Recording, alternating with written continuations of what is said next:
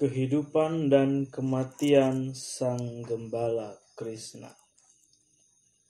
Tidak lama sebelum akhir milenium keempat, Krishna dilahirkan ketika itu tahun 3228 sebelum Masehi.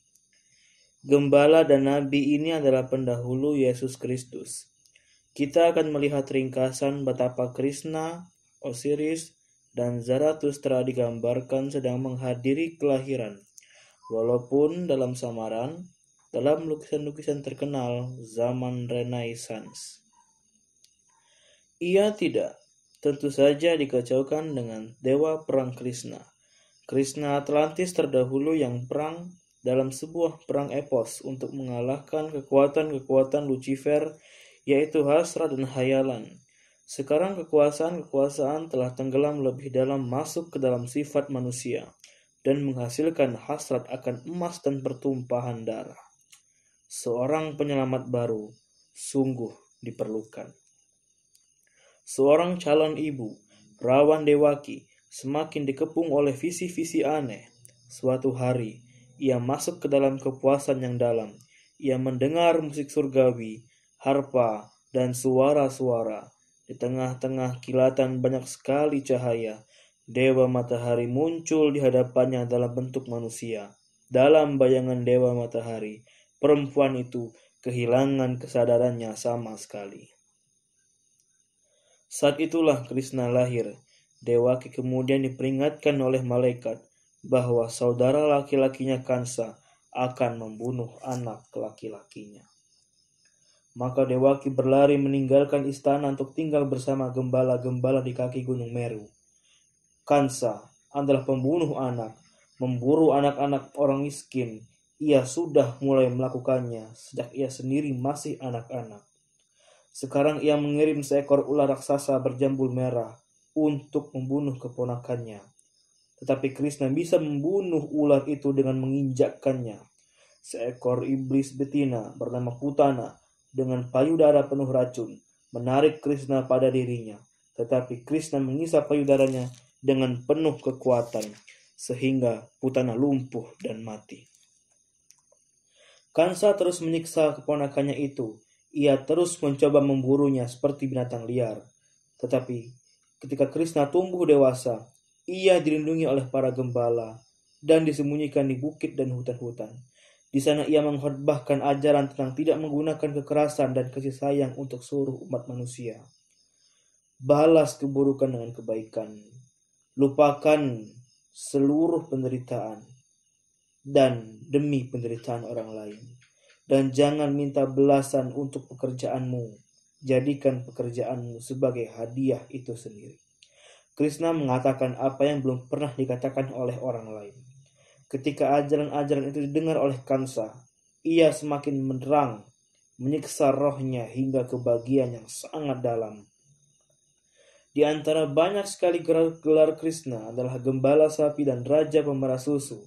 Ia menikmati kehidupan sederhana di pedesaan, berkhotbah, tetapi menghindari pertentangan dengan Kansa. Perempuan-perempuan pemerah susu di desa tergila-gila kepada pemuda ramping itu. Krishna sangat senang memainkan seruling dan menarikan tarian cinta dengan mereka.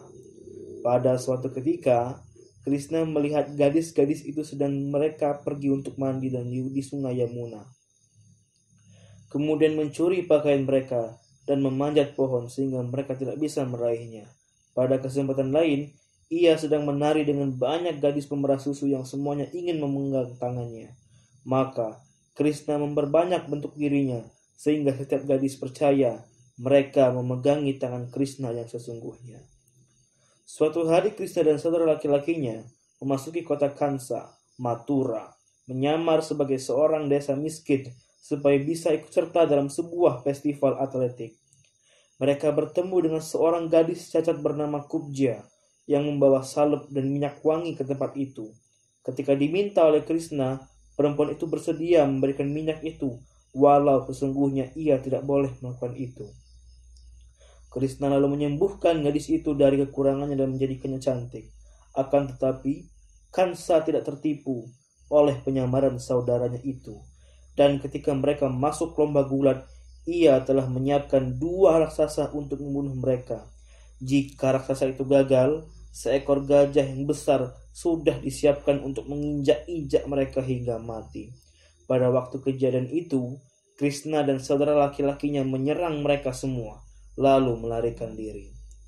Akhirnya, Krishna memutuskan untuk membuka penyamarannya dan keluar dari persembunyiannya untuk melawan Kansa. Ketika masuk kembali ke Mathura, Krishna dianggap sebagai penyelamat rakyat kota. Rakyat kota itu oleh orang-orang kota dengan taburan dan galungan bunga. Kansa menunggu dengan pengawalnya di lapangan utama. "Kau telah mencuri kerajaanku," kata Kansa. "Bunuh aku." Ketika Krishna menolak, Kansa memerintahkan prajuritnya menangkap Krishna dan mengikatnya di sebuah pohon cedar. Ia tewas di tangan pasukan panah Kansa. Dengan kematian Krishna pada 3102 sebelum Masehi, Kali Yuga, zaman kegelapan, mulai. Sebuah yuga adalah bagian dari tahun yang baik. Ada 8 yuga dalam sebuah prosesi perputaran yang lengkap. Dalam kedua tradisi, timur dan barat, pertukaran kosmis besar ini dimulai pada 3102 sebelum Masehi dan berakhir pada 1899. Seperti yang akan kita lihat pada bab 24.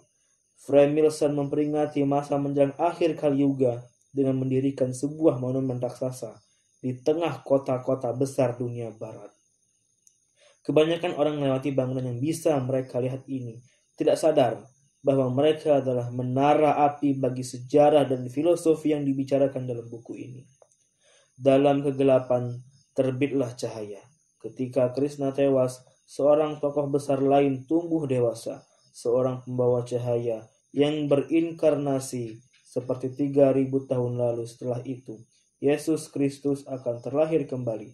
Kita akan memeriksa kehidupan dan waktu terlahir kembalinya Lucifer dalam bab berikutnya.